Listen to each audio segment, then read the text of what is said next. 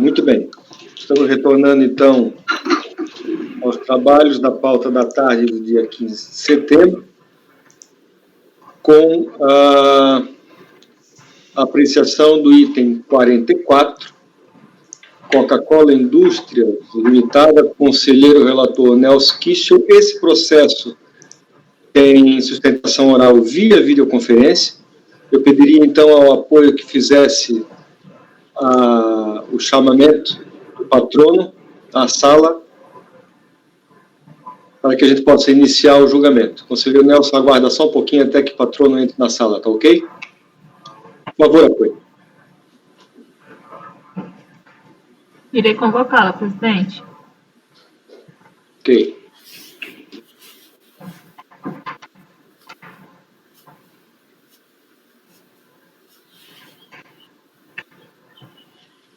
Item 44, doutora Daniela. O seu item será julgado agora. Por favor, verificar a mensagem privada no chat.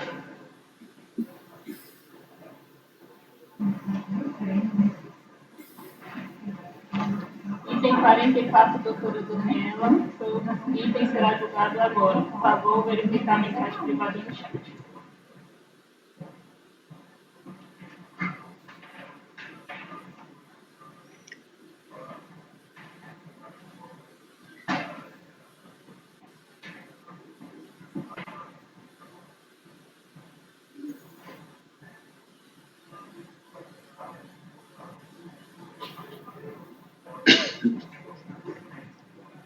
Patrona convocada, presidente. Obrigado, Fabiana.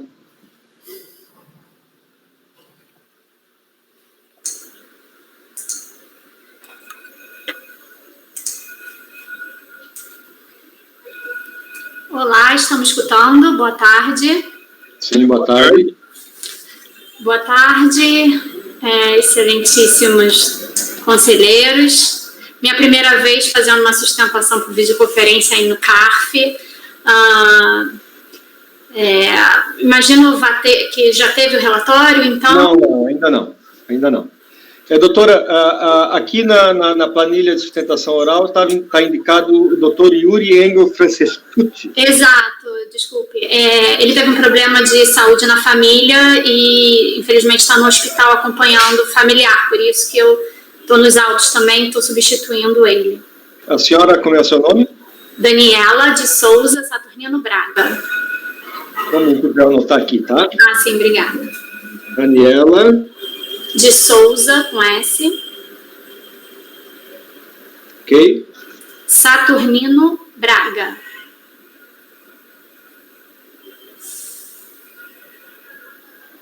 OAB? OABRJ 128762.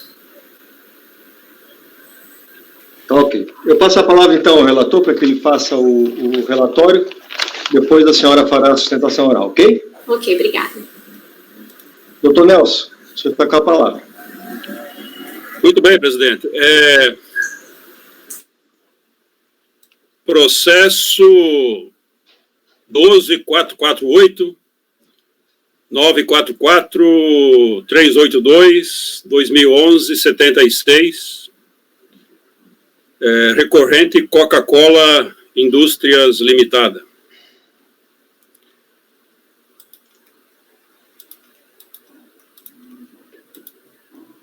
Trata-se do recurso voluntário em face do acórdão da 12ª turma da DRJ Rio de Janeiro,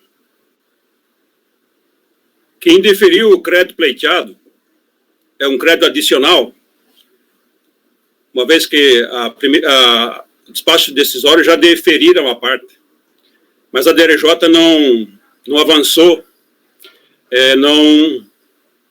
não concedeu o crédito adicional e não homologou as compensações objeto desse crédito, dessa diferença de crédito. Quanto aos fatos,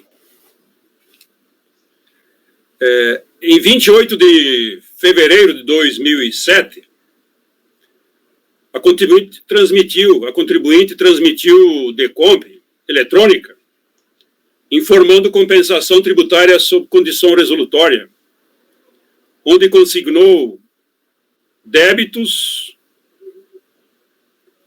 no valor de 2.072.000, utilizando crédito saldo negativo do ano calendário 2003, do valor de R$1.391.678. É valor original, né?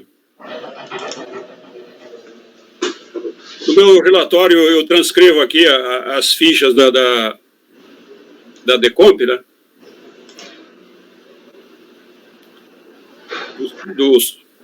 Do débito e do crédito, que em 3 de janeiro de 2012, a DRF Rio de Janeiro 1 homologou parcialmente a compensação tributária, ao deferir crédito tributário a título de saldo negativo do imposto do ano calendário 2003, apenas R$456.284,45, por ter encontrado divergência quanto ao imposto-fonte, deduzido utilizado pela contribuinte na formação do crédito pleiteado, conforme despacho decisório, cuja fundamentação eu aqui também colaciono no meu relatório, né?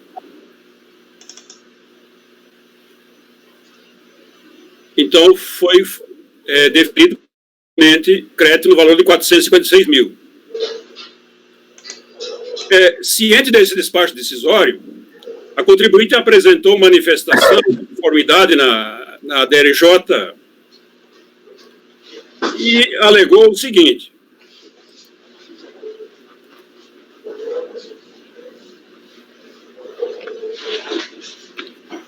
alegou apenas matéria de direito,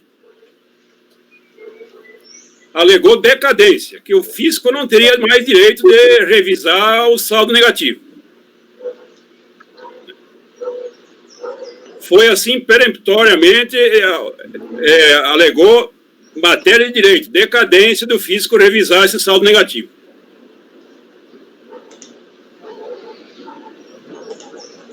E ainda citou o artigo 150, parágrafo 4º, que é para lançamento tributário, mas não para DECOMP, né?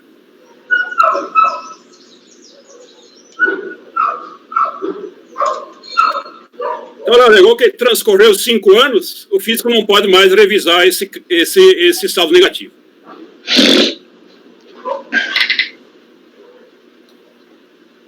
A 12ª turma da DRJ Rio de Janeiro indeferiu o pleito, o crédito, a diferença de crédito solicitada, pleiteada, né? Crédito adicional, em relação ao despacho decisório, pela inocorrência de perda do direito do fisco de analisar a formação do crédito pleiteado e a aferição da certeza e liquidez. O fisco, a DRJ afastou, diz, olha, não tem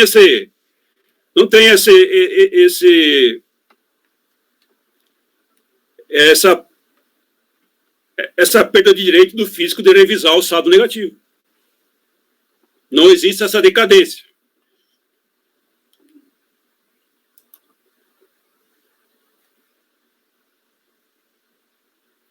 Eu transcrevo aqui a fundamentação do voto da DRJ, né? Então, não tratou de matéria de fato.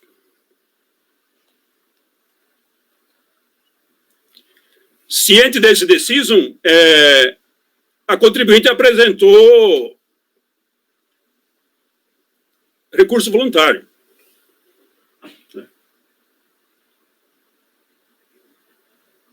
Você veja que, só voltando um pouco, quando ela tratou de matéria de direito, ela não juntou também prova nenhuma nos autos, para discutir matéria de fato.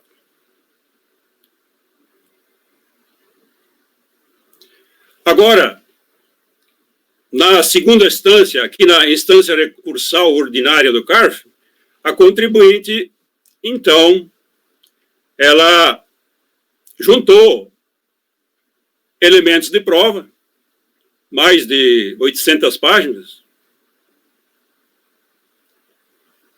e começou a tratar, então, da matéria de fato.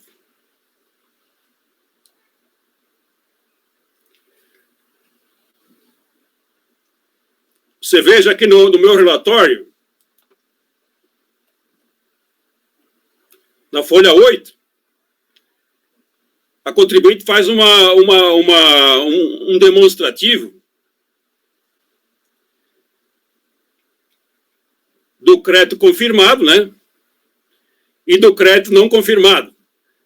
O crédito não confirmado se refere a que parcelas? Se refere a Refrescos Bandeirantes Indústria e Comércio Limitada, 119.971. E Vão Par Refresco S.A.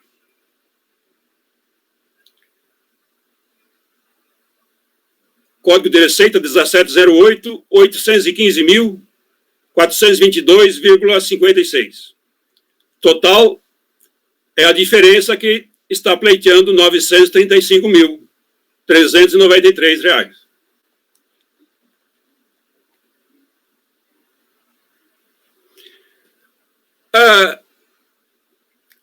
Qual é a razão de fato para pleitear esse valor? A justificativa dada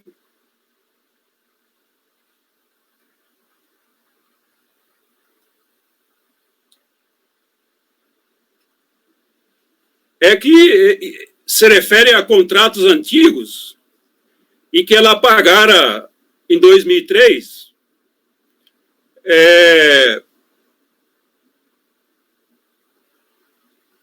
no caso da Refrescos Bandeirantes, R$ 119.971.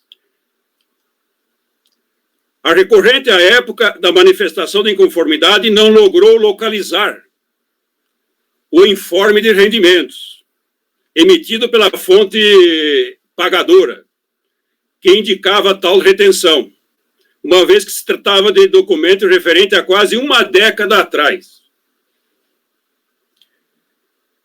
Entretanto, para este recurso, a contribuinte obteve a fonte de 3 DARFs, que somados comprovam o exato valor retido na fonte informado na DECOMP. São 3 parcelas que, somando, dá R$ 119.971. A contribuinte alegou a dificuldade de identificação de tal retenção se deveu, muito provavelmente, a erro da fonte pagadora no preenchimento dos DARFs. E constatado, descoberto, só agora, na época do recurso. Uma vez que a retenção devia ter sido feita sob o código 024, IR fonte de mais rendimentos de capital, tal como constatado do informe de rendimentos, recebido à época, condizente com a realidade dos fatos e como declarado nas razões do recurso, mas a retenção viu-se agora foi feita por equívoco sob o código 5299, IR fonte juros sobre empréstimos externos.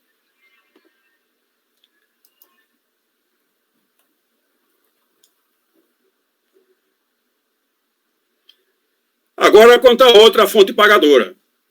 A recorrente aproveita a oportunidade para juntar o informe de rendimentos que consta as retenções feitas pela Vão Par Refrescos. Embora a autoridade fiscal não tenha questionado a sua existência. Então, ela alega cerceamento do direito de defesa e violação do artigo 95. Não sei, assim, do nada.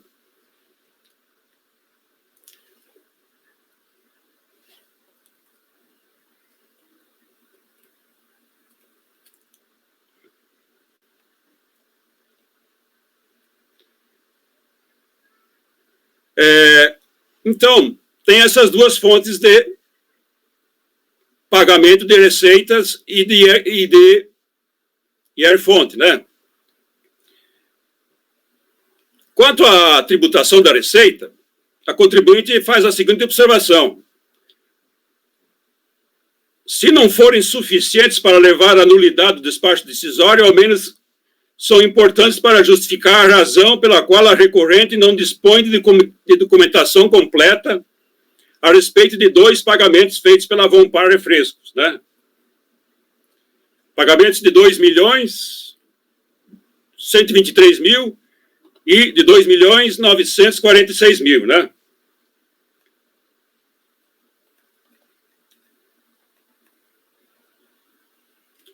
O pagamento em si, portanto, não transitava pelo resultado.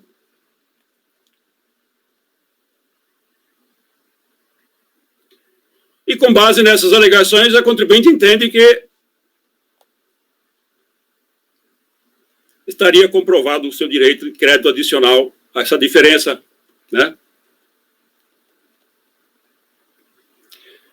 Então, a contribuinte juntou documentos das folhas 73 a 90. Aqui eu fiz uma confusão, eu falei 900, 800 folhas, mas é 73 a 90. Né? O processo é um outro que eu vou relatar na sequência hoje. Então, esse é o relatório.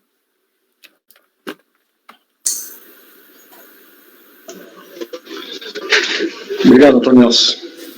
Com a palavra, a doutora Daniela. Bom, boa tarde.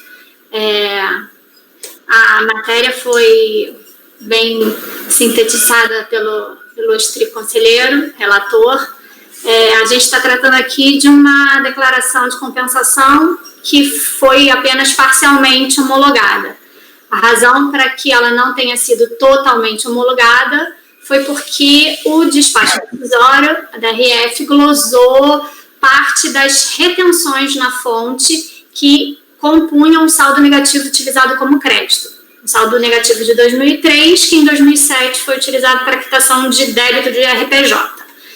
Isso foram 2 parcelas. A primeira delas, uma retenção feita pela Refrescos Bandeirantes, no valor de 119.000, e a segunda, feita pela Vompar Refrescos, no valor de 815.422,56. Pois bem, como o ilustre relator já destacou, em primeira instância, na manifestação de inconformidade, a empresa ela suscitou a impossibilidade do fisco lançar diferenças,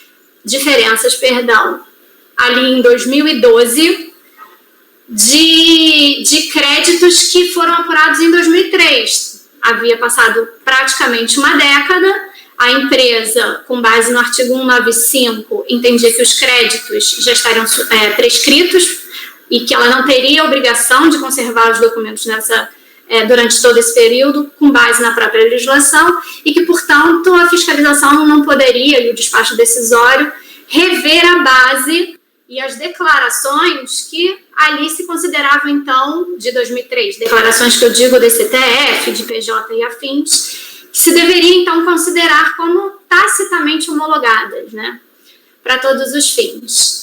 E isso se deu justamente porque a empresa ela não tinha, naquele momento, os documentos necessários para comprovar a existência do crédito em si. Tá? Porque já havia passado uma década da constituição do crédito e em 2012 já se quase atingiu o prazo decadencial, inclusive, para uma homologação tácita da própria compensação transmitida em 2007. Após esse recurso, após o despacho decisório, o julgamento da manifestação de inconformidade, a empresa localizou, veio durante esse tempo procurando mais elementos, porque já se sabia que o entendimento desse CARF estava se orientando no sentido de que o saldo negativo utilizado como crédito em compensações poderiam, as declarações poderiam ser revistas, independentemente do prazo de 5 anos, e conseguiu então localizar documentos que se referem expressamente a essas 2 retenções. A primeira delas, de 119.000, está comprovada pelos DARFs que foram localizados pelo sistema, que hoje em dia, né, já há algum tempo, mas que hoje em dia é de mais fácil acesso para você obter os comprovantes de arrecadação. E lá estão 3 DARFs que, somados, totalizam o exato valor informado como retenção na fonte de R$ 119.971,17. Eles estão acostados ao processo nas folhas 67 a 69, e o que, muito provavelmente, pelo que se vê, né, acontecer é que o pagamento ele não foi automaticamente alocado pelo sistema, porque a tomadora que efetuou a retenção a Refrescos Bandeirantes indicou no DARF um código diverso do que ela indicou no informe de rendimentos que deu a Coca-Cola e que se referia à efetiva operação feita. Então, o que se vê aqui foi um mero erro de preenchimento de um DARF por terceiro, que não pode afetar o direito da Coca-Cola considerar essas parcelas como parcelas integrantes do seu saldo negativo. Passando ao exame da segunda parcela, que se refere à retenção feita pela Vonpar, o que a contribuinte defende no seu recurso é que ela também localizou documentos relativos a essa operação, em especial um e-mail que comprova que esse ingresso feito no caixa da empresa se referia à devolução de empréstimos feitos pela Coca-Cola a outras empresas do grupo. O e-mail ele é claro em falar quais são os valores envolvidos, destaca expressamente o valor do imposto de renda retido e por isso a empresa entende que está comprovada a origem desse crédito. Com relação especificamente a essa parcela, que o despacho decisório disse, ele reconhece a retenção, ao contrário do que aconteceu, talvez não tenha esclarecido, com a Refrescos Bandeirantes. A parcela retida pela Refrescos Bandeirantes não foi considerada pelo despacho decisório porque não teria sido comprovada. Agora ela está sendo pelos DARFs, ainda que com códigos distintos, cujos valores totalizam exatamente o que se declarou. Com relação à Vonpar, a retenção feita pela Vonpar, o despacho decisório entendeu que ela não poderia integrar a base do saldo negativo porque a receita não teria sido levada à tributação. E o que nós defendemos no recurso voluntário é que essa afirmação, feita pura e simples no despacho decisório, com todas as vênias, parece ter sido feita até de uma forma leviana. Não existe nenhum indício de que teria sido feita uma fiscalização para se afirmar, para se chegar a essa conclusão, e tampouco houve no processo uma só intimação da contribuinte para apresentar qualquer documento. Se a contribuinte tivesse sido intimada a apresentar documentos, não tivesse apresentado ou feito de forma deficiente, aí sim o despacho decisório teria um embasamento, né, um substrato legal. Considerando que não há qualquer indício nesse sentido, é que nós defendemos que ele não pode se manter. Mas indo além, ultrapassando também essa questão, o fato é que, como eu já adiantei, esses valores se referem a empréstimos que foram devolvidos à Coca-Cola e que, por óbvias razões, devolução de empréstimo não constitui receita tributável. Então, o valor do principal, de fato, não transitou no resultado e não foi oferecida à tributação, porque pela legislação contábil e tributária, assim não deve ser feito, né? E, por outro lado, os juros, esses sim, que inclusive são a razão para a retenção do imposto de renda feito pela Vonpar, eles sempre foram oferecidos à tributação. Só que não foram oferecidos na mesma competência em que o pagamento foi feito, porque pelas regras contábeis e fiscais, os juros são tributados pelo regime de competência. Então, o despacho decisório, ao afirmar que a receita que deu origem a essa retenção, né, o lastreio a retenção não foi oferecida à tributação, ela também é leviana na medida em que ela não deveria ter sido feita de fato nessa competência. E o que nós juntamos ao processo, além da prova de que se tratava desse empréstimo, e esse é o único documento que a empresa tem, e por isso que, embora nós não estejamos insistindo nessa questão aqui no recurso voluntário, por saber o entendimento, ao menos majoritário, do CARF, é de que essa é uma prova clara de que o saldo negativo de 2003, se ele pudesse ser examinado em 2012, revirado, isso vai sim representar a necessidade do contribuinte manter documentos para um prazo muito além daquele estabelecido no artigo 195. Mas, de toda forma, além desse e-mail, dessa prova da origem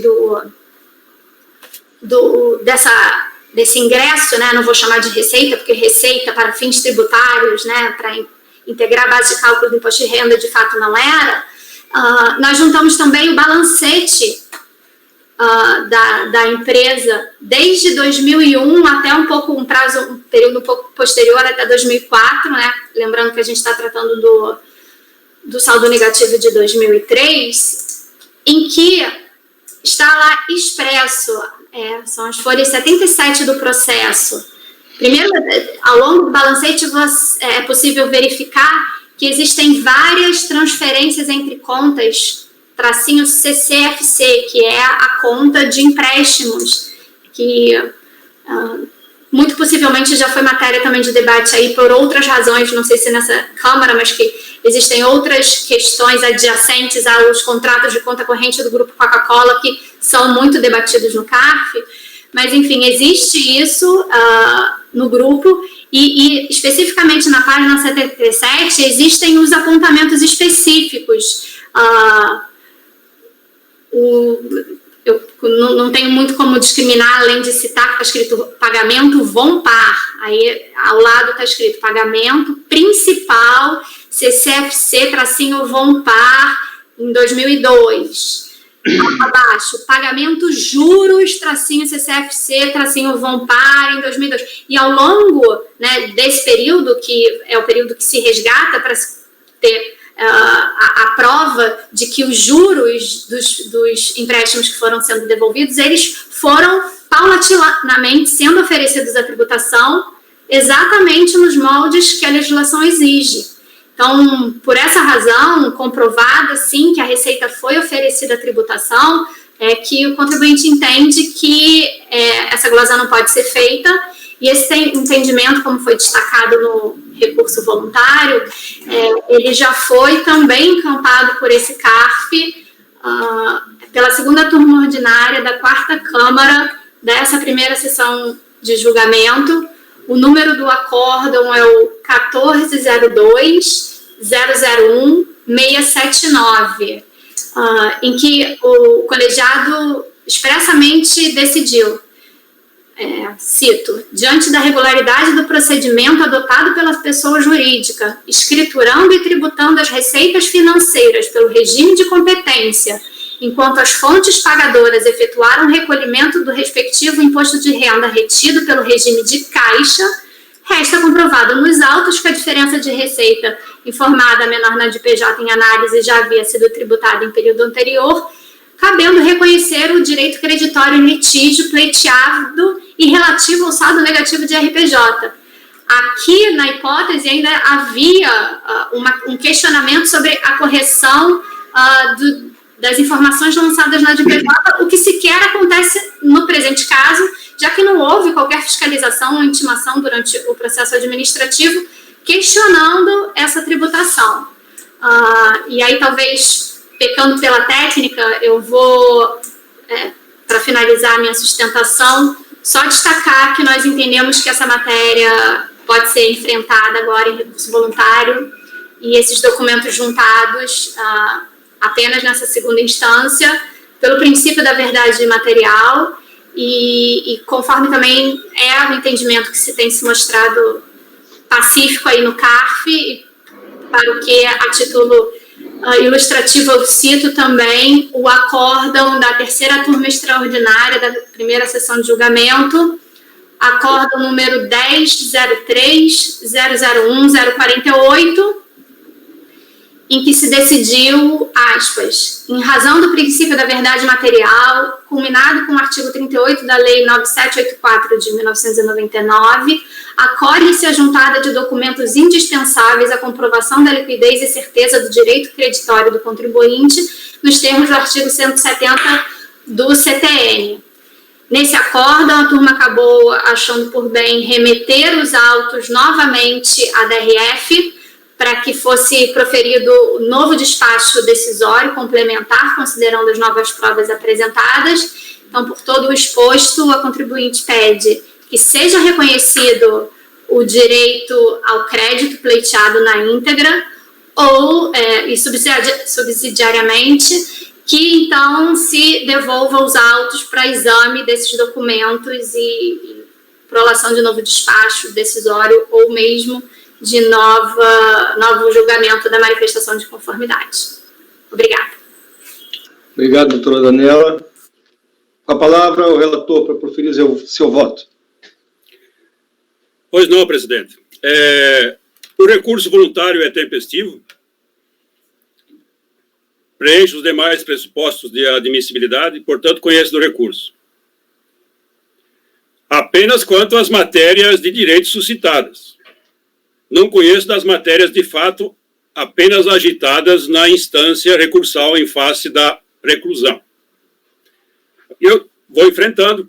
Se eu for vencido, daí eu analiso o mérito. Trata-se de processo de compensação tributária.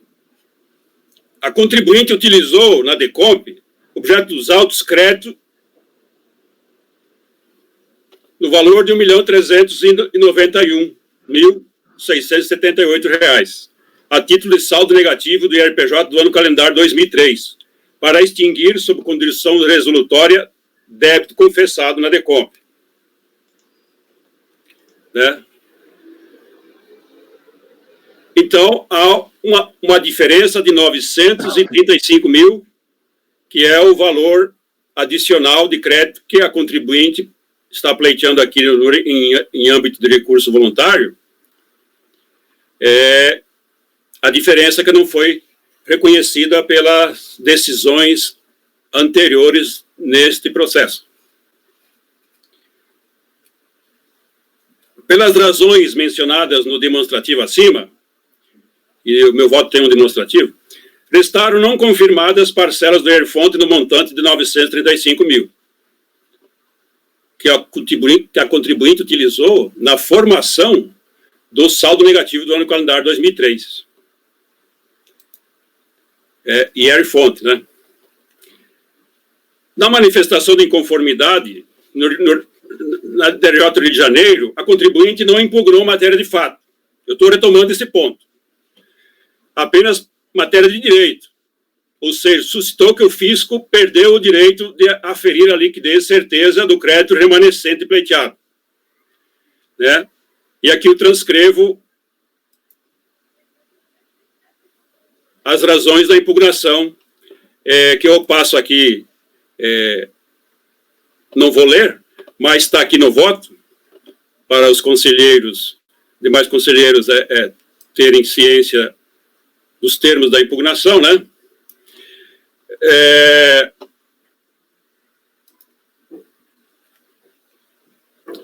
A decisão recorrida afastou a homologação tácita da DECOMP e afastou também a decadência do direito do fisco a analisar a formação do saldo negativo do imposto. Não há óbice temporal para verificar as deduções em relação ao imposto apurado pelo próprio contribuinte. Ou seja, não há impedimento legal para aferir a liquidez e certeza do crédito reclamado, saldo negativo do RPJ.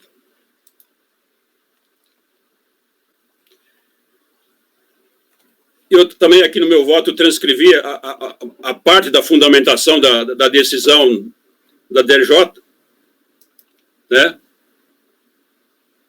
Da inexistência desses óbices.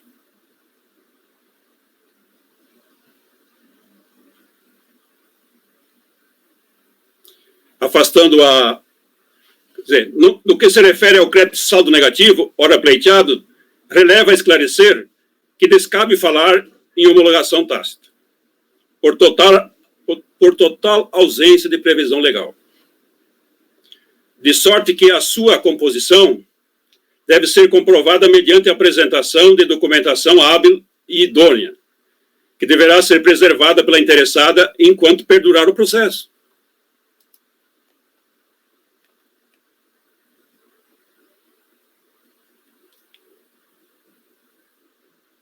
Então, no último parágrafo, a DRJ ainda frisou: ocorre que a interessada não juntou qualquer documento comprobatório das retenções na fonte não confirmadas, e que somam 935.393 mil, de modo que não há reparos a serem realizados no despacho decisório, devendo ser mantido integralmente.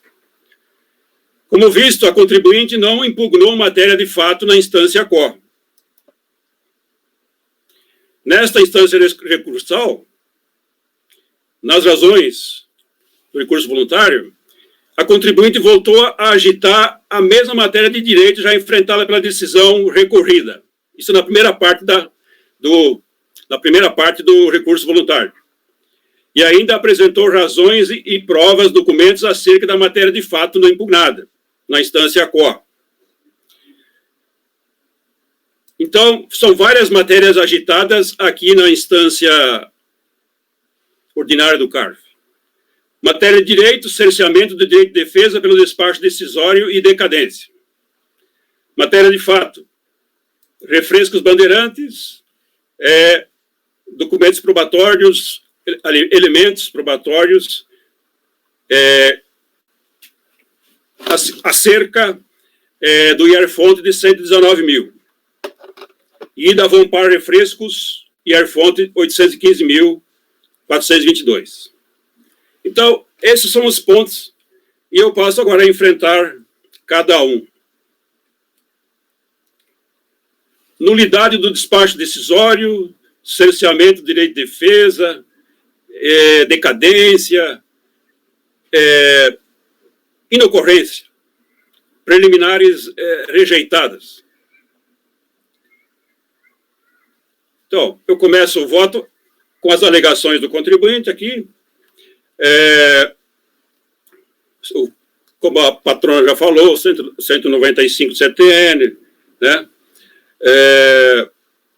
Primeiro, diversamente do alegado pela contribuinte, não restou caracterizado o alegado cerceamento do direito de defesa pelo despacho decisório.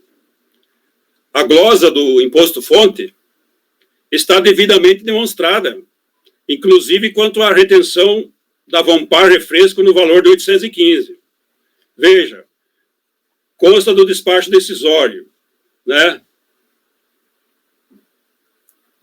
Retenção na fonte não comprovada, 119 mil da outra empresa. E receita correspondente não oferecida à tributação, 815 mil. Quer dizer, de uma das empresas, 119 mil não encontrou os DARFs, porque agora chegou aos autos a informação de que o código de receita estava equivocado, né? E, quanto à outra empresa, de 815 mil, de IR-fonte, receitas não oferecidas à tributação. Quer dizer, está mais que fundamentado, né? Total do crédito não deferido, 935 mil.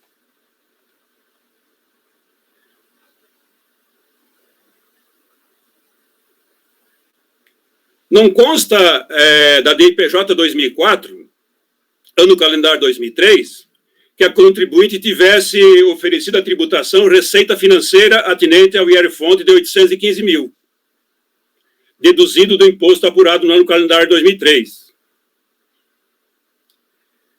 Por isso, antes da emissão do despacho decisório, a contribuinte foi intimada a comprovar que oferecer à tributação os rendimentos financeiros que geraram o citado IR-fonte. Quer dizer, o despacho decisório não foi um despacho assim eletrônico. Teve uma intimação fiscal, né?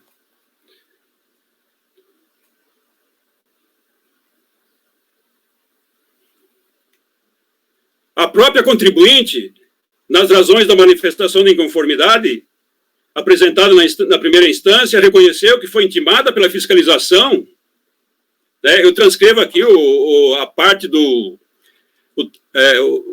o excerto aqui, extraído das razões da manifestação de inconformidade, né? Não vou ler, mas está aqui indicado para os demais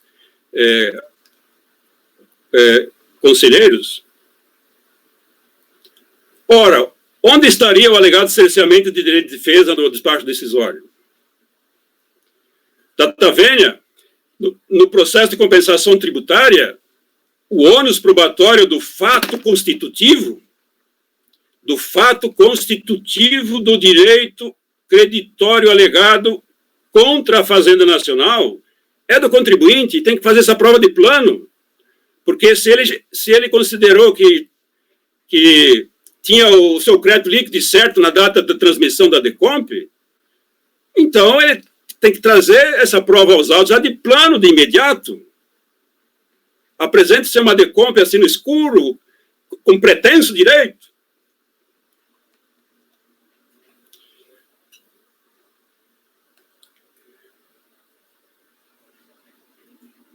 Então, o artigo 373 do CPC,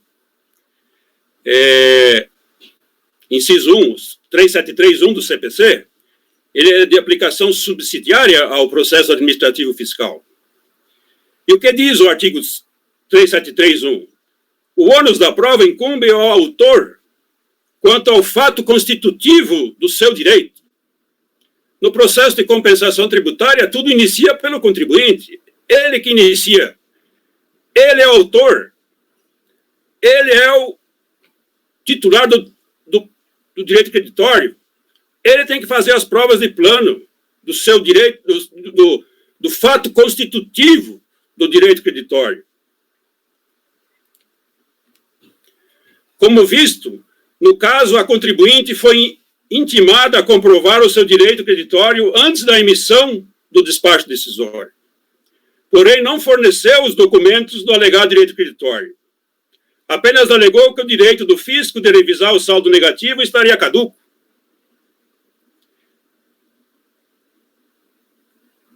E ainda, nesta instância de julgamento, vem alegar cerceamento do direito de defesa, do despacho decisório. Isso é argumento sem fundamento fático-jurídico.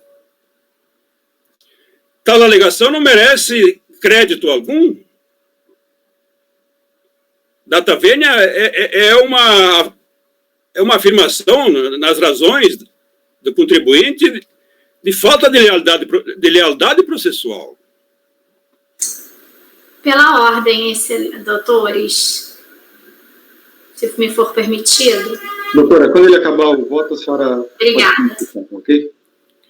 Nas razões do recurso, nesta instância recursal, a contribuinte demonstrou que tem pleno conhecimento e entendimento do despacho decisório acerca da falta de oferecimento à tributação das receitas na DPJ 2004 ou no calendário 2003, quanto às receitas financeiras recebidas da fonte Vompar Refrescos. Né? Eu transcrevo aqui o excerto, né?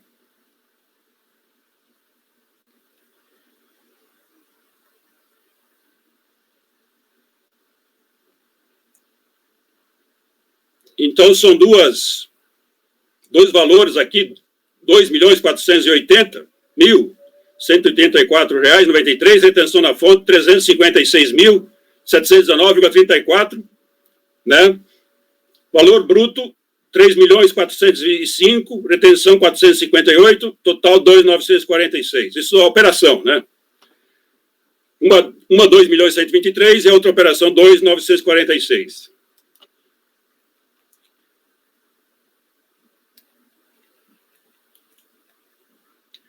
Então, a contribuinte alega que há um total de juros CCFC impactando o resultado em 10 a 12 dos meses 10 a 12 de 2001, 57.469. Total de juros CFC impactando o resultado em 2002, 18.838.843,49. Total dos juros CCFC, impactando o resultado em 2003, 13.061.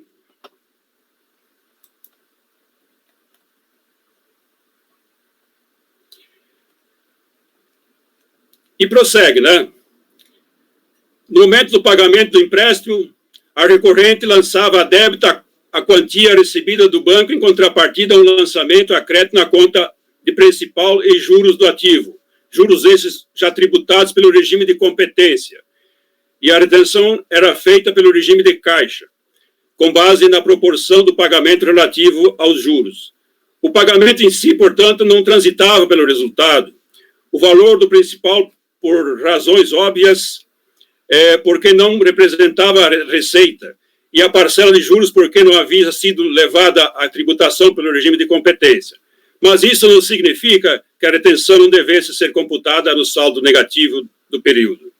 Então, aqui eu fecho aqui a transcrição. Reiterando, a contribuinte foi intimada pela fiscalização da Receita Federal antes da emissão do despacho decisório para prestar informação ao fisco, pelo qual as receitas financeiras que geraram o IR-fonte de 815.422 não foram oferecidas à tributação na DIPJ 2003, ano calendário 2002.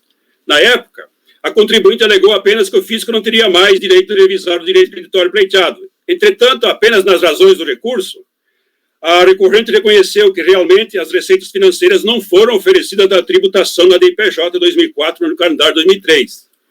A questão do regime de caixa e regime de competência, né?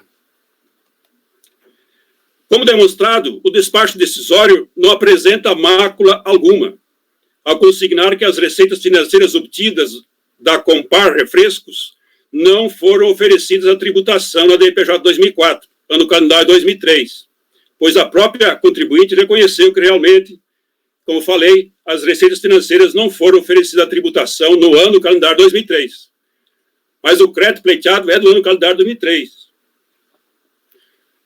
A formação do saldo negativo do ano calendário 2003 foi formada com IR-fonte de receitas que não foi oferecida em 2003. Oferecida a tributação, né?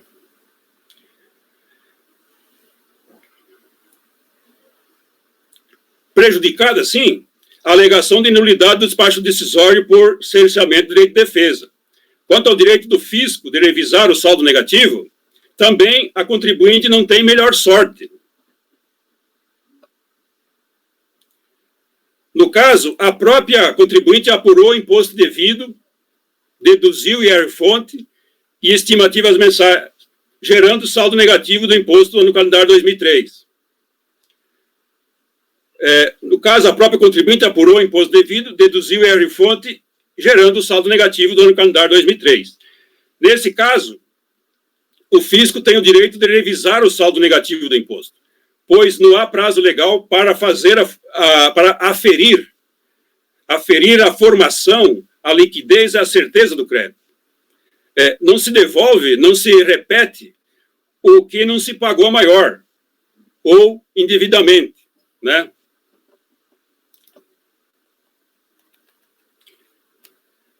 Então, nós temos uma vasta jurisprudência do CARF pela inexistência de prazo legal para fatal ou extintivo para a revisão do saldo negativo do imposto, e eu colaciono aqui vários precedentes, né, para conhecimento aqui dos conselheiros.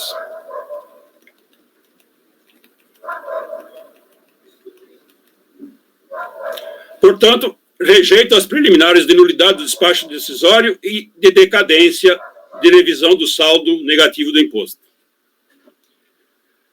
Matérias de fato não agitadas na instância quo.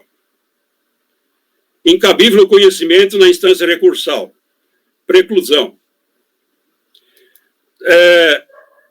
Consta das razões do recurso que a contribuinte agitou apenas nesta instância recursal as seguintes matérias de fato, né? Comprovação das retenções, 119 mil, né? Juntou cópia dos DARFs, embora com código diverso. 119 mil. Fala da dificuldade de conseguir as provas apenas nesta instância. Mas na primeira instância ela não alegou motivo de força maior.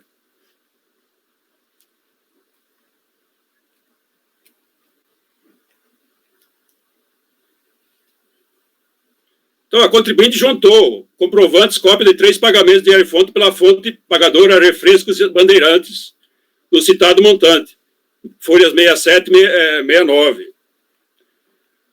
A questão da Vampar Refrescos, 815 mil de fonte. Tributação da Receita. As observações anteriormente feitas, se não são suficientes para levar à nulidade do despacho decisório, ao menos importantes para justificar a razão pela qual a contribuinte não dispõe da documentação completa a respeito de 2 pagamentos feitos pela Vampar Refrescos.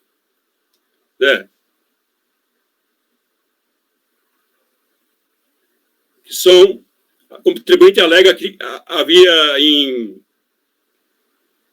em andamento, um empréstimo que ainda recebia juros. Né?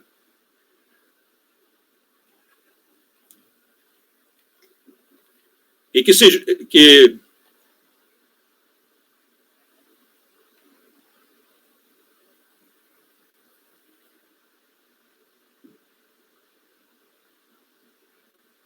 então, a contribuinte juntou cópia de DIRF, cópia de comprovantes de arrecadação, cópia de balancetes e demonstrativo.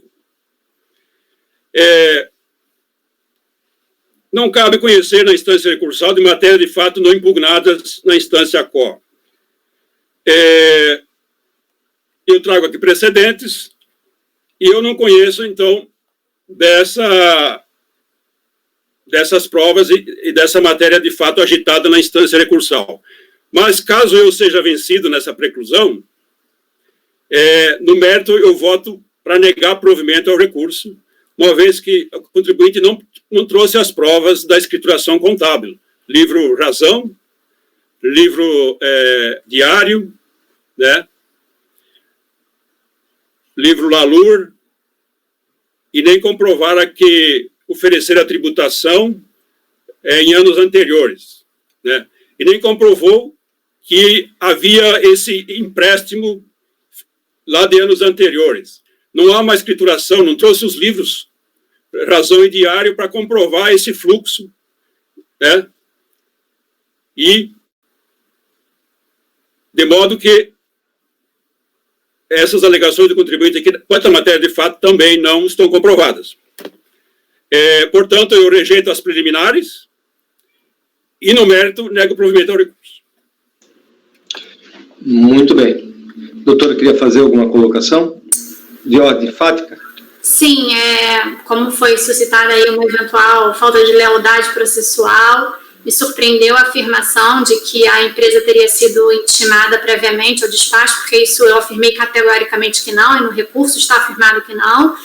E, de fato, há na manifestação de inconformidade, logo no início, uma informação nesse sentido, o que fez o relator entender, inclusive, que não haveria um despacho decisório eletrônico, mas essa informação é claramente equivocada, possível um erro da advogada, e aí me coloco no lugar dela de fazer esse tipo de afirmação, porque o despacho decisório é eletrônico, sim, tanto que o acórdão da manifestação de inconformidade, que está às folhas 47, a ementa é ementa vedada. Fica vedada a redação de ementa no acórdão resultante de julgamento de processo administrativo fiscal decorrente de despacho decisório emitido por processamento eletrônico. Então, simplesmente para reforçar que o despacho decisório, como consta aqui, foi feito, sim, de forma eletrônica e que não houve intimação anterior, tanto é que não há cópia dessa intimação no processo. Muito obrigada.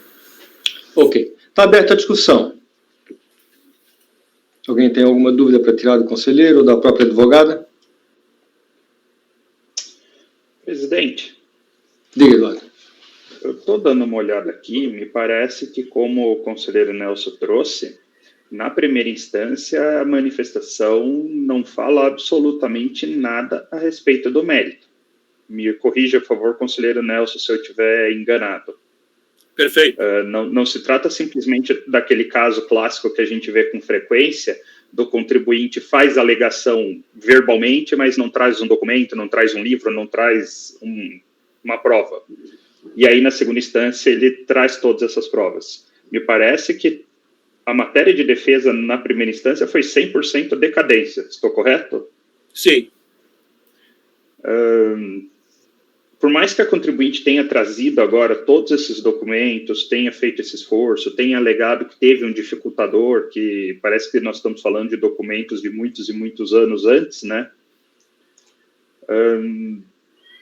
Me parece que aqui é um caso de inovação recursal propriamente dito, não?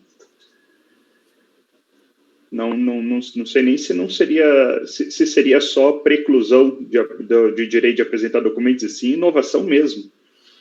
Eu estou aqui pensando se não seria o caso nem de parcial conhecimento do recurso para conhecer só as alegações quanto à decadência.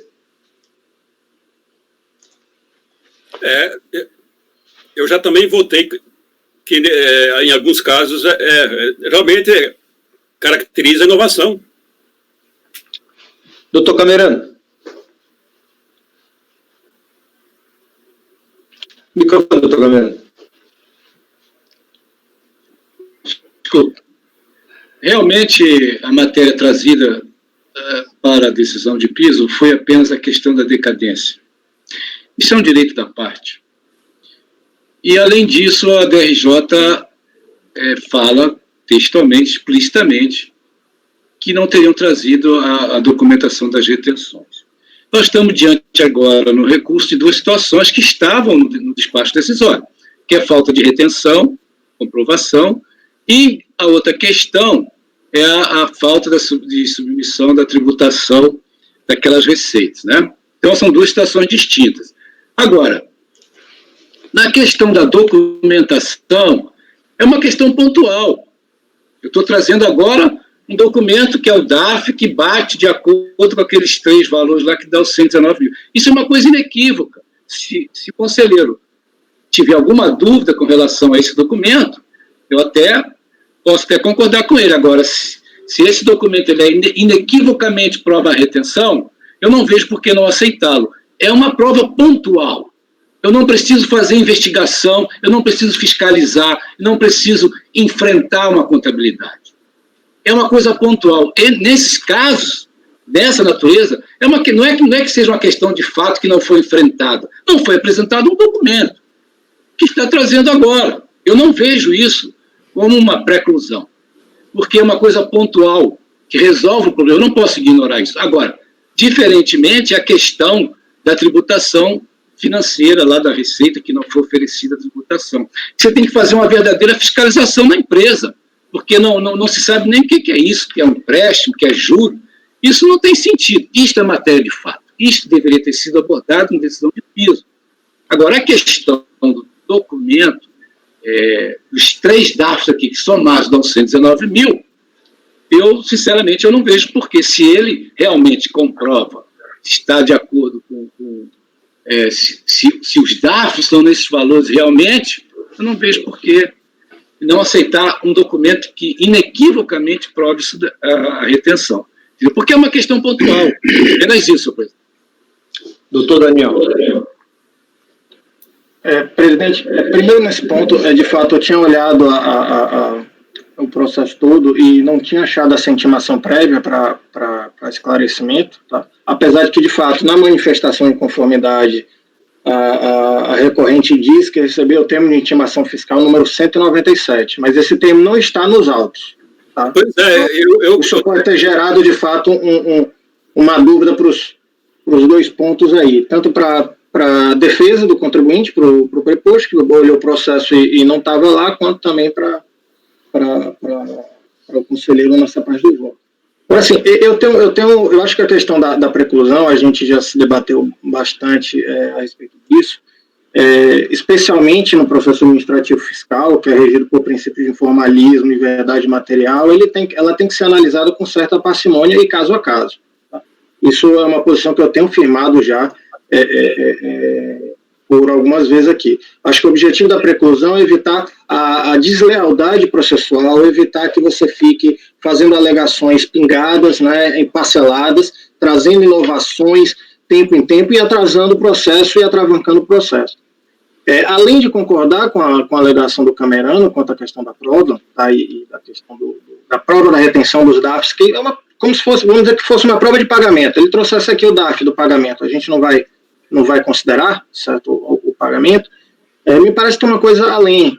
Não me parece, no caso presente, o típico caso de preclusão processual em que a parte fica trazendo alegação nova para tumulto. Tá? Pelo contrário, ela faz uma manifestação de conformidade consistente com o que ela defende. Ela defende que tinha acontecido a homologação tácita do direito de revisar o saldo negativo. Ponto. A gente sabe que hoje a jurisprudência não é assim, a gente tem decidido de forma reiterada. Só que na época, lá em 2011, 2012, eu estou falando de uma manifestação de conformidade de 2012, o recurso é 2019. Tá? E a proposta, ela falou isso na sustentação dela.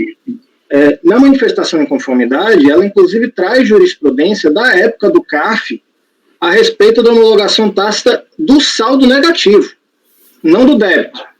Né? Então perceba que existia essa dúvida a respeito da aplicação ou não da homologação tácita também para o saldo negativo.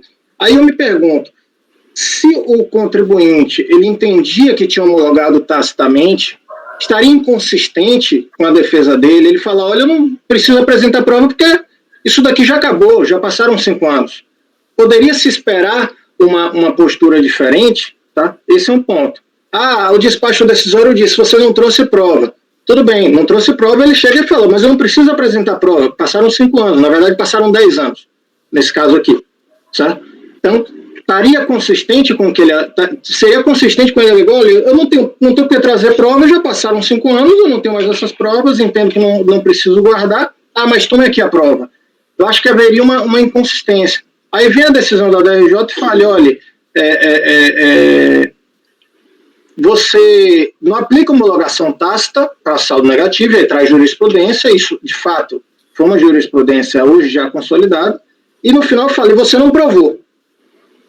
Aí ele vem em recurso voluntário e traz essa prova. Então, me parece que há certo diálogo, e diante do caso concreto aqui, né, dos fatos aqui, também estou tendente já me posicionando aqui pela aceitação aí do... Você se posicionar. Só quero fazer um alerta aqui, tá? Se vocês abrirem o despacho decisório, abram o despacho decisório, as informações complementares ao despacho decisório, vocês vejam lá embaixo, na terceira página, a página 2 de 2, que está ali. Tem um despacho decisório, depois tem a primeira página, a segunda página. Documentação complementar. Documentos considerados na análise do direito creditório estão arquivados no processo 1066-720-962, 2011/19, folhas 1544 e 1551. E pode ser consultado na Delegacia da Receita Federal do Brasil da jurisdição sujeito passivo. Eu fui abrir o processo 1066-720-962. E na folha 1544 e 1551, você tem lá um despacho da DIORT, da Superintendência do Rio de Janeiro, onde ele diz o seguinte, tratando especificamente dessa DECOMP aqui, tá? Final 4677. Análise das inconsistências apuradas pelo SCC, Sistema de Compensação de Créditos. Através do termo de intimação fiscal número 197/2011, de 30 de setembro de 2011, foram requisitados ao contribuinte, no prazo de 20 dias, documentos e informações julgados necessários à análise da DECOMP acima identificada. De acordo com o aviso de recebimento dos Correios, o contribuinte teve ciência de intimação em 4 de 10 de 2011. Em 25 de 10 de 2011, o representante do contribuinte solicitou prorrogação do prazo estipulado, o que lhe foi concedido. Até a presente data, 23 de 11 de 2011, não foi recebido por esta equipe de compensação e restituição de pessoa jurídica resposta ao referido termo de intimação fiscal. Desta forma, a análise da DECOMP, final 4677, foi efetuada apenas com os elementos disponíveis nos sistemas da RFB. Então, está aqui a informação de que realmente ela foi intimada, ela pediu prorrogação, foi concedida e ela não apresentou. Mas é nesse ponto aí, presidente, só para complementar que eu estava na conclusão, não muda a solta. Tinha ficado não muda a minha posição, mas reforça que eu acompanharia o relator na questão da preliminar de nulidade por cerceamento do despacho decisório, que eu acho que não aconteceu. Nesse ponto eu acompanharia, eu acho que esse é o fundamento para mostrar, olha, não teve nenhuma inovação, porque inclusive você foi intimado para fazer essa comprovação. Então, não apresentou a prova, então isso daí estaria dentro do âmbito da nulidade. Tá? Doutor Carlos André.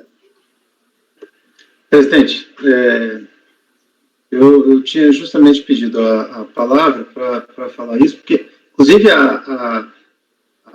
seguindo aí nesse despacho que o senhor citou, tem lá o aviso de recebimento e o próprio termo de intimação, número 197 de 2011. Né? Consta lá, efetivamente, a empresa foi intimada e não se manifestou. Né? Diferentemente do que colocou o conselheiro Camerano, eu entendo que esses documentos que foram apresentados absolutamente não provam aquilo que a contribuinte pretende provar. A mera apresentação dos DARFs não prova a retenção, a efetiva retenção. Né? São apenas DARFs de um outro contribuinte, com outro código, inclusive, que somados dão um valor equivalente, mas não provam a retenção. E, por outro lado, a comprovação do efetivo oferecimento das receitas, né, no segundo caso, também não é provado por uma mera troca de e-mail e por aquela planilha que foi apresentada a título de contabilidade. Né? Então, os documentos não são hábeis. Então, assim, desde o início, na intimação lá atrás, ainda durante o procedimento fiscal, né, e depois na impugnação, o contribuinte absolutamente não apresentou elementos para dar sustentação ao seu crédito. E aí, diferentemente do que coloca o conselheiro Daniel, veja, a questão da falta de comprovação não surgiu na decisão de primeira instância. Ela é o fundamento do indeferimento da DRF. E a contribuinte não enfrentou o fundamento da decisão da DRF. Né? Optou apenas por fazer a discussão na matéria de direito, que é, evidentemente, seu direito fazer, e como apontou o Daniel, na época era uma questão polêmica, né? Mas optou por trazer, na primeira instância, apenas a questão de direito. Não trouxe as questões de fato, assim como não apresentou a fiscalização mesmo intimada. E vem agora, na segunda instância, né, apresentar de forma inovadora, como disse o conselheiro Eduardo, de forma inovadora uma matéria que não apresentou a fiscalização e não apresentou a primeira instância. Né? Então, eu entendo que há uma inovação. Né? E, já adiantando, caso vencido nessa matéria, entendo que os documentos apresentados não são hábeis a comprovar a liquidez e certeza do crédito da forma pretendida pela contribuinte. Me perdoe se eu estiver equivocado, mas pela ordem, conselheiro Eduardo, conselheiro Camerano e depois conselheiro Daniel, ok? Como o conselheiro Carlos falou sobre a posição do Camerano e Daniel, se você quiser deixar eles falarem antes para linkar o debate, eu espero, presidente. Tá ok. Conselheiro Camerano, então, por favor. Então, exatamente isso, doutor Carlos André. Quando eu falei para o relator se há prova inequívoca da retenção. Uma coisa pontual, não é somente os dados. Se está no processo a comprovação inequívoca, com esses documentos foram trazidos, foi nesse sentido que eu falei ao relator, apenas nesse sentido. Não disse que apenas o DAF seria suficiente, até falei para o relator, olha, se há demonstração inequívoca da retenção daqueles três valores, eu aceitaria, entendeu? Foi isso que eu quis dizer. Mas eu não respondi nada. Devidamente esclarecido, então. Tá. Doutor Daniel. Presidente, também só complementando, a minha posição foi quanto ao conhecimento dos documentos, tá? A partir daí, se o documento apresentado é hábil para aprovar ou não, seria uma análise de mérito aí, que eu não manifestei, só para deixar claro isso. Eu não manifestei que o documento apresentado, ele era hábil para comprovar, certo? Mas eu falei minha posição no sentido de conhecer a documentação. Doutor Eduardo. Finalmente, doutor Eduardo.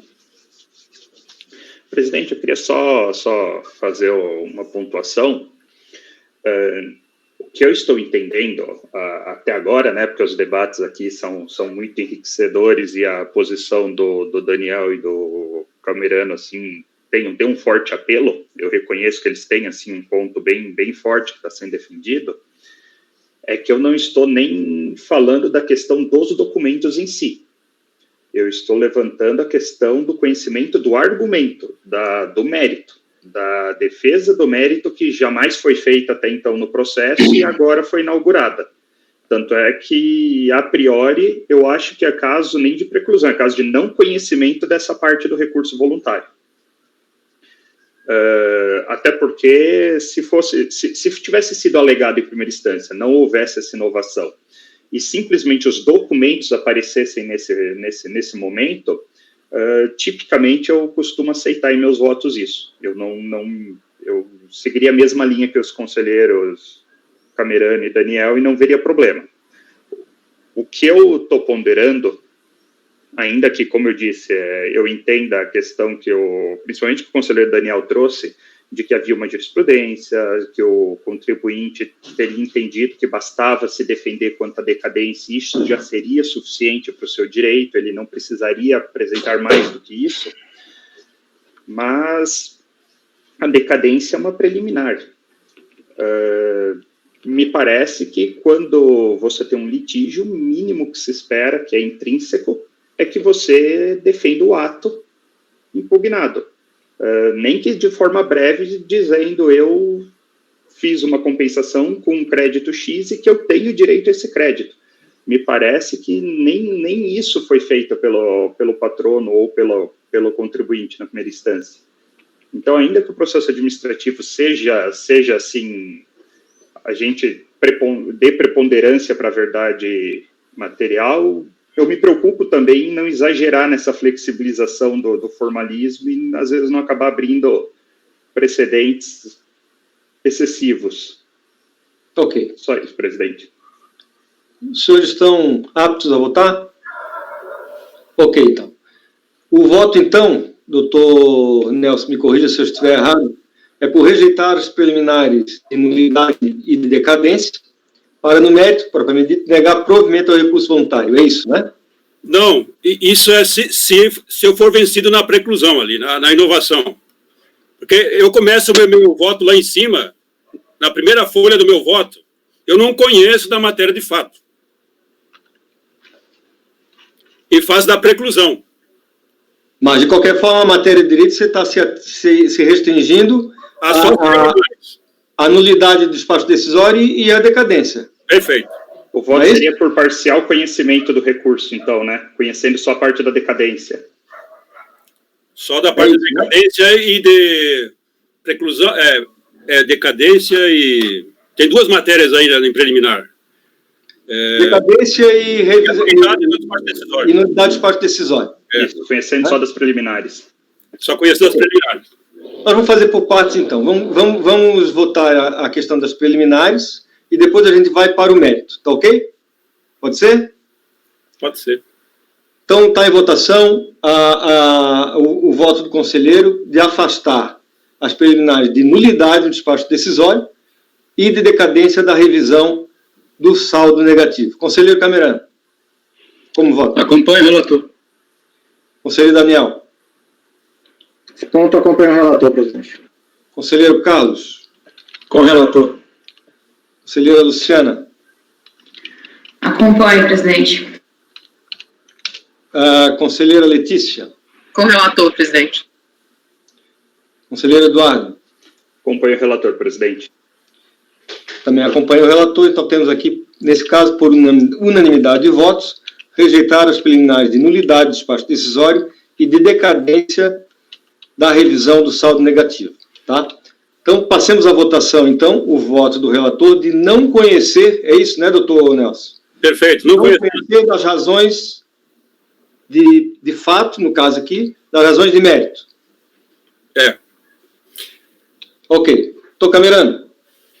Então, só enfatizando o que eu já coloquei anteriormente, se houvesse uma demonstração inequívoca da documentação, da retenção, eu aceitaria. Inequívoca.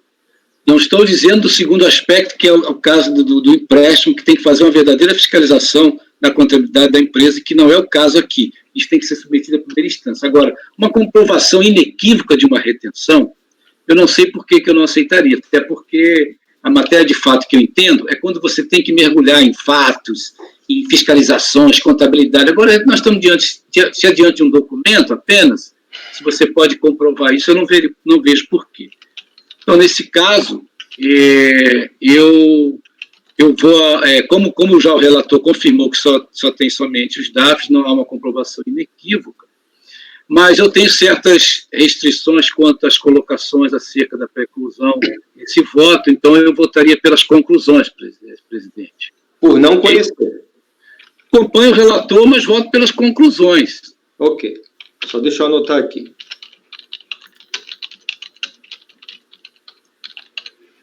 É só falar, Camerano, qual é a parte que você não concorda, ou eu tiro a palavra fora aí? Não, eu acho assim que você partiu direto para não aceitar qualquer apreciação que porventura tenha sido trazida, né? E eu digo que uma apreciação documental, uma prova inequívoca, que não preciso fazer nenhum esforço mental para aceitá-la, eu aceitaria. Até porque foi o motivo da DRJ que diz, olha, você não trouxe além disso, você não trouxe a prova da retenção. Perfeito. Eu estou dizendo que eu não faço nenhum esforço mental para aceitar, eu aceitaria agora. Como o senhor não falou nada ali, partiu direto para não aceitar absolutamente nada, é por isso que eu estou votando pelas conclusões, entendeu? Não, eu posso colocar o parágrafo ali, porque os DARFs, eles estão com um código de receita errôneos. Então, se o conselheiro entrar nesse aspecto, se ele detalhar um pouco mais isso, que faltaria uma outra coisa, mas eu acredito que você não ia fazer isso. Não, tá tranquilo, eu achei que era desnecessário. Eu achei que era pacífico. Ok. Doutor Daniel. Presidente, eu vou divergir para conhecer integralmente o recurso.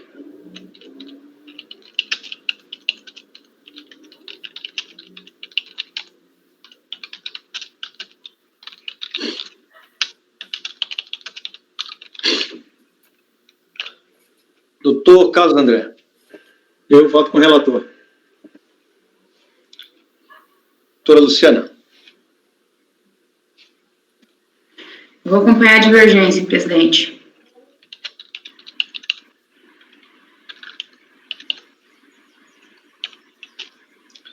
Doutora Letícia.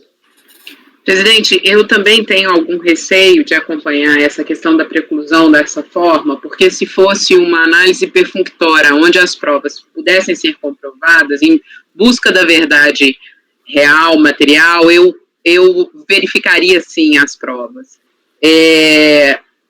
O que realmente me incomoda é que não foi citado nenhuma linha na manifestação de inconformidade sobre a questão de ser o crédito efetivamente bom.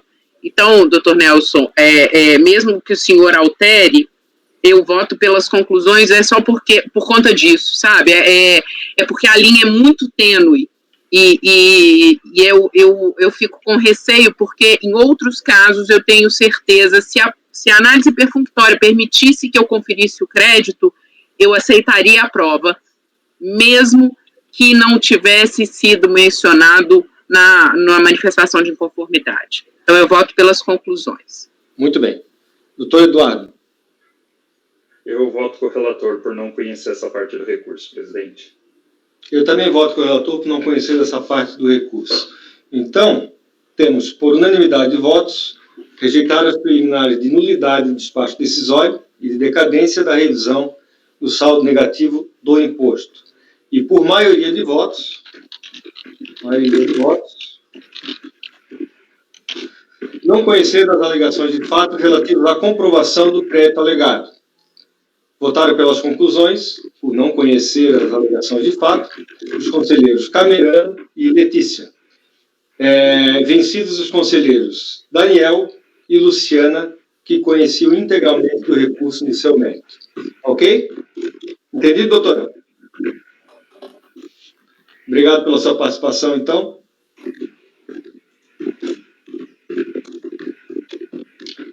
Muito bem. Vencido o item 44. Apoio. Não, presidente. Nós temos ainda 2 processos para vencer a pauta dessa sessão da vespertina, sessão da tarde. Tá? Então, eu vou fazer um pequeno intervalo de 1 minuto para reiniciar a gravação, tá? Porque, com certeza, a gente vai se estender além das 18 horas. Tá? Só para que conste da gravação também, o item 38 da pauta foi retirado, tá? Vai ser retirado de pauta por mim, mas a gente tem possibilidade de apresentação da sustentação oral, ok? Por conta de erro, né, na configuração do sistema YouTube por parte da recorrente. Tá? Esse processo deve voltar automaticamente para a próxima julgamento, ok? Perfeito? Ok, presidente. Então, eu peço o favor de encerrar a gravação.